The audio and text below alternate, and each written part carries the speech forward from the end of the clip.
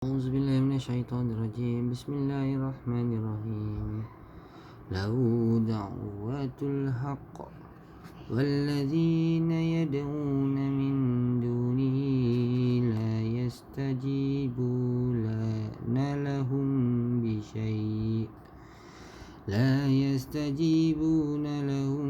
بشيء إلا كباسط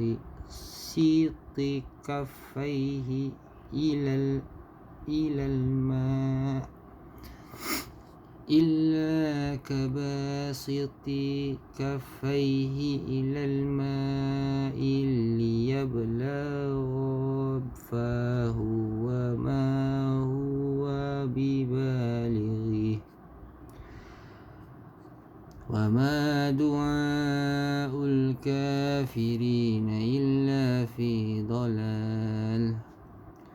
ولله يسجد من في السماوات والأرض طوعا وكرها وظلالهم بالغدو والآصال. قل من رب السماوات والأرض قل الله. قل أفاتخذتم من دوني أولياء لا يملكون لأنفسهم نفعا ولا ضرا. قل هل يستوي الأعمى والبصير أم هل تستوي الظلمات والنور أم جعلوا لله شركاء خلقوا كخلقه فتشابه الخلق عليهم. قل الله خالق كل شيء وهو الواحد القهار. أنزل من السماء ماء فسالت أودية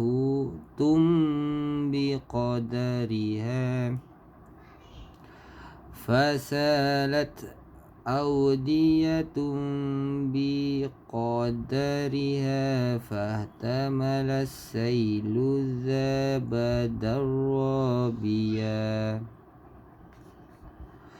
ومما يوقدون عليه في النار ابتغاء حلية أو متاع زبد مثله كذلك يضرب الله الحق والباطل. فأما الزبد فيذهب جفاء وأما ما ينفع الناس فيمكث في الأرض كذلك يضرب الله الأمثال للذين استجابوا لربهم الحسنى والذين لم يستجيبوا له لو أن لهم ما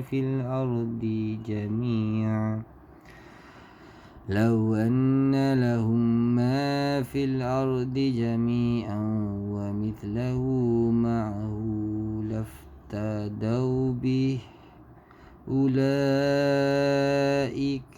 لهم سوء الحساب ومأواهم جهنم وبئس المهاد. Hanya kepada Allah doa yang ikhlas. Berhala-berhala yang mereka sembah selain Allah tidak dapat mengabulkan sebarang doa bagi mereka. Tidak ubah seperti orang yang membentangkan kedua-dua tapak tangannya ke dalam air agar sampai ke mulutnya, padahal air itu tidak akan sampai ke mulutnya, dan sia-sialah doa orang-orang kafir itu. Dan semua yang ada di langit dan di bumi bersujud kepada Allah, baik dengan kerelaannya sendiri atau terpaksa. Dan sujud pula bayang-bayang mereka pada waktu pagi dan petang. Katakanlah Muhammad, siapakah Tuhan langit dan bumi? Katakanlah Allah. Katakanlah, patutkah kamu mengambil pelindung-pelindung selain Allah, padahal mereka tidak berkuasa mendatangkan manfaat atau mengelakkan mudarat bagi dirinya sendiri.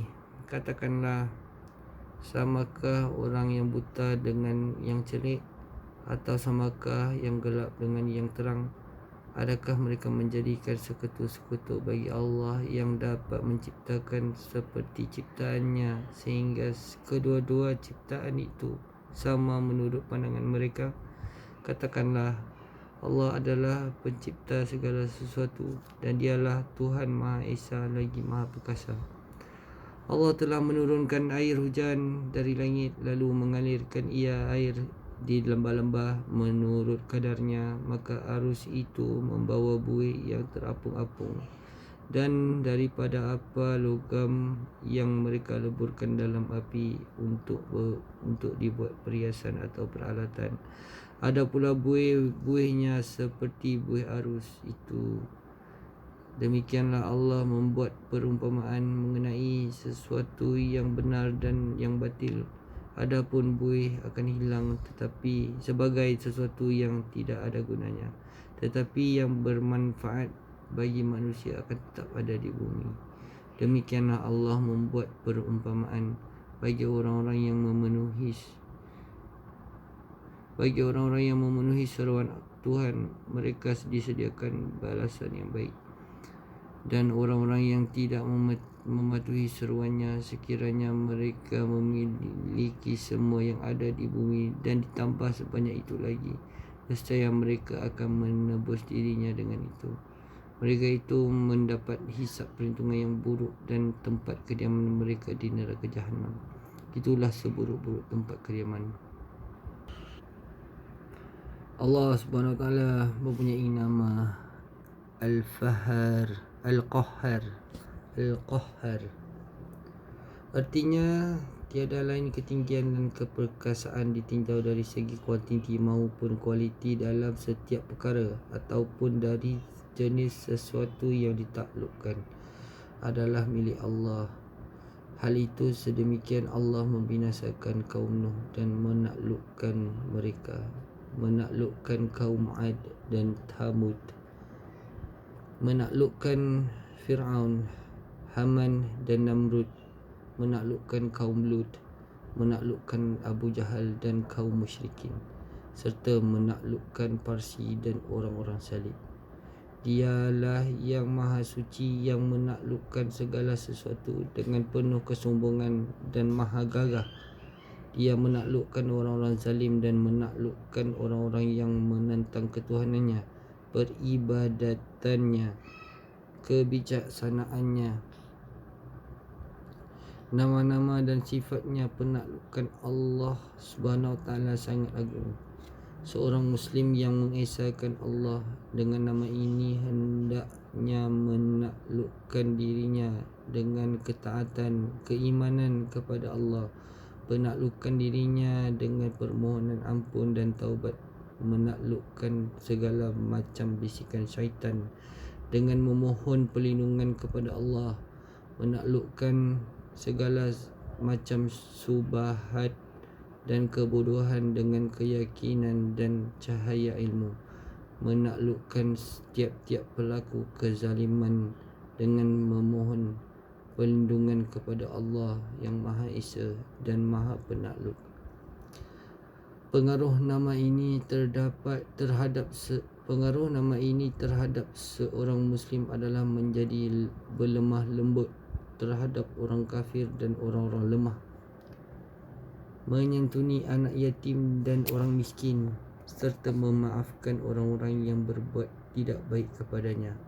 Rasulullah SAW bersabda, ada 3 hal demi jiwa Muhammad yang ada di genggaman kekuasaannya, aku benar-benar sangat menganjurkan kamu untuk memegangnya, iaitu harta tidak akan berkurang kerana sedekah.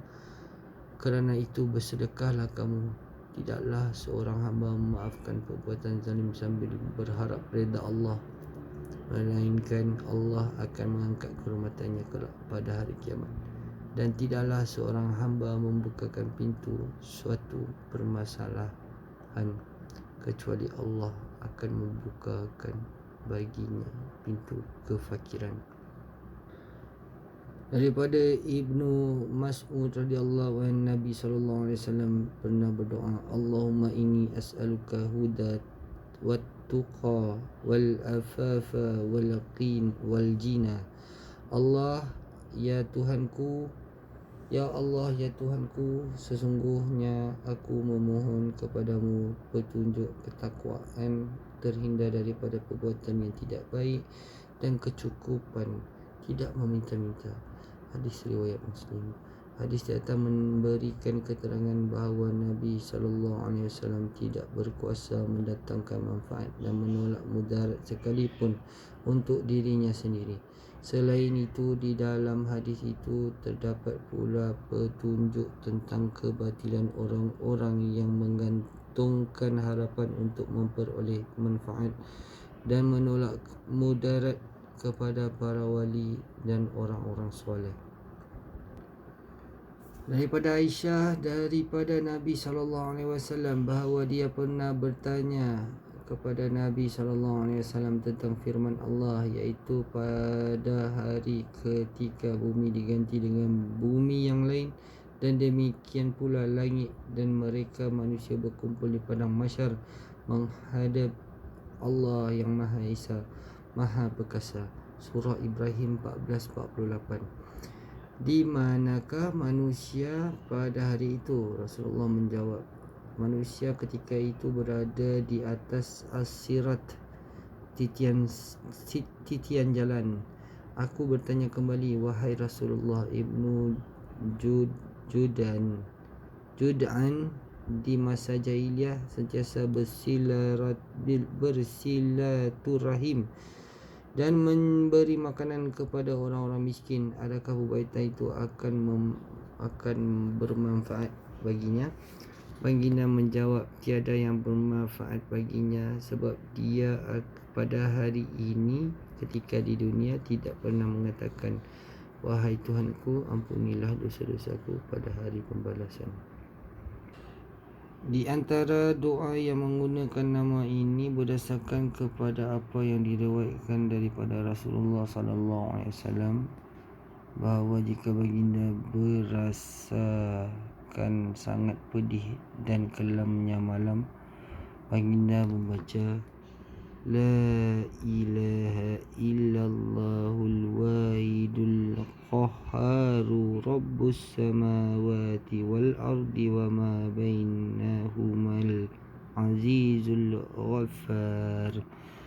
Tiada Tuhan kecuali Allah yang Maha Esa, yang Maha Menaklukkan, Tuhan seluruh langit dan bumi dan segala sesuatu yang ada pada keduanya, yang Maha Gagah dan Maha Pengampun. Sadaqallahul Azim.